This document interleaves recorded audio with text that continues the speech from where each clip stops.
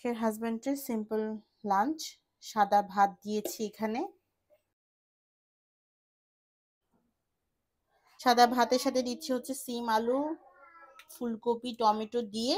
মোট কথা হচ্ছে শীতের সবজি দিয়ে একটা পাতলা ঝোল করেছিলাম কাতল মাছের, এটা দিয়ে দিচ্ছি। শীতের সবজি দিয়ে মাছের ঝোল হলে সে আর সাধারণত অন্য কিছু খায় না, এই একটা তরকারি দিয়ে তা খাওয়া হয়ে যায়। আর দুপুরে যেহেতু ভাত খাবে, একটু ঝোলটা বেশি হলে ভালো হয়, তার জন্য আমি একটু ঝোল দিয়ে দিচ্ছি এখানে বেশি করে।